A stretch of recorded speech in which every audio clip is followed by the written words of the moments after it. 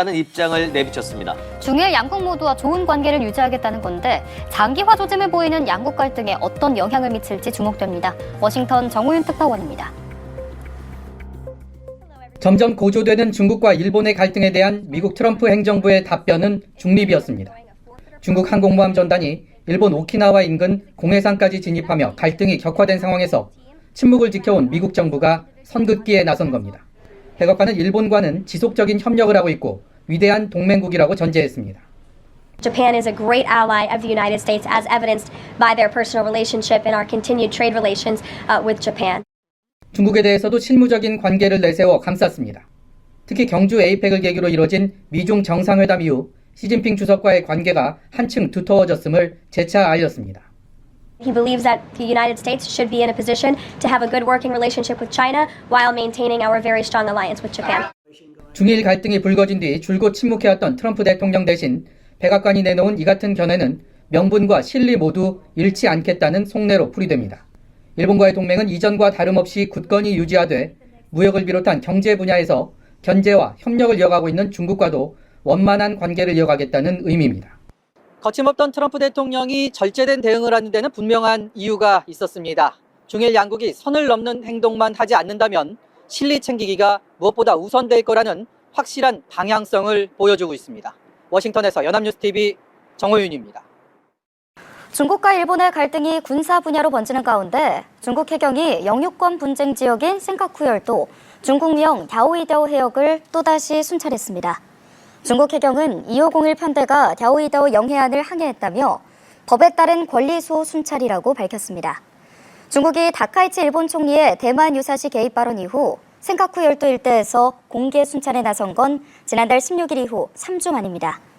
중국 해경은 지난 2일에도 일본 어선이 불법으로 갸오이다오 영해에 진입했다고 주장하며 퇴거 조치했다고 발표한 바 있습니다. 중국의 항공모함 함재기가 레이더로 일본 전투기를 겨냥했다는 논란과 관련해 중국 측이 훈련 내용을 사전에 통보했다는 녹취를 공개했습니다. 한편 미국의 새 국가안보 전략에 대해서는 철의 장벽을 구축해 대응하겠다며 강경한 입장을 내놨습니다. 베이징에서 배삼진 특파원입니다. 중국 라우닝 함전단은 지난 5일부터 오키나와와 미야코, 미나미다이토 주변에서 함재기 이착륙 훈련을 지속하고 있습니다. 일본은 자위대 호위함과 전투기를 투입해 감시 중으로 중국, 러시아 폭격기의 공동 비행도 무력 시위로 보고 있습니다. 레이더 조준을 둘러싼 공방 속에 중국 관영 매체는 일본과의 교신 내용을 공개하며 일본의 사전 통보 부재 주장을 반박했습니다. Our formation organizes shipboard aircraft flight training as planned. Over. This is Japan Warship Bond 16. I copied your message. 이에 고이즈미 신지로 일본 방위상은 기자회견에서 중국 측이 연락해왔다는 사실은 인정하면서도 훈련 시간과 장소 등 충분한 정보가 없었다고 재차 반박했습니다. 중국은 미국의 새 국가안보 전략에도 강경 대응 입장을 내놨습니다.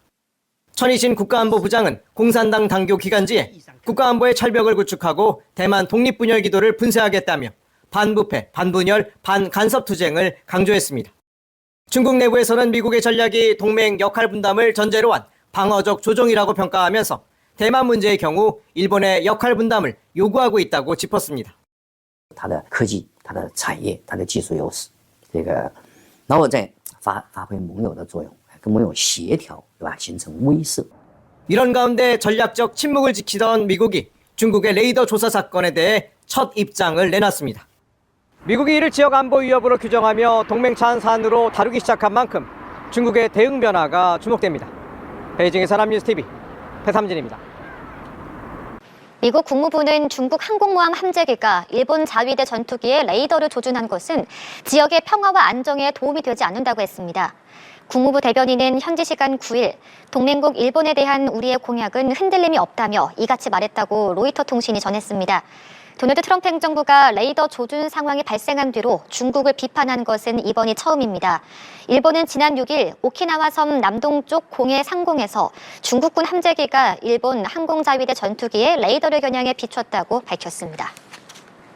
중국 전투기의 레이더 조사 행위를 놓고 중국과 일본의 갈등이 커진 가운데 양국 간 한라인도 작동하지 않은 것으로 확인됐습니다. 일본은 중국이 공격 목적으로 위협 행위를 했다고 재반박했는데 양국 간 우발적 충돌 가능성이 더 커졌다는 분석입니다. 베이징에서 배삼진 특파원입니다. 중국 라오닝함의 함재기 제-25가 일본 F-15 전투기에 레이더를 조준한 사건은 중일 간 또 하나의 갈등 요인으로 번지고 있습니다. 일본은 조사 시간이 간헐적으로 이루어졌다는 점에서 단순 수색이 아니라 사격을 위한 낙원 단계라며 중국이 위협 행위를 했다고 거듭 강조했습니다. 중국 항모전단은 오키나와 인근 해역을 벗어나 동북쪽 방향으로 이동 중으로 일본은 중국의 활동 영역을 조금씩 넓히는 이른바 살라미 전술로 해석하고 있습니다.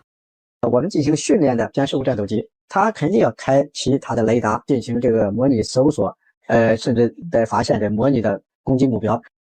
이런 가운데 일본은 방위 당국 간 한라인을 가동하려 했지만 중국이 응답하지 않아 통화가 성사되지 않았다고 밝혔습니다.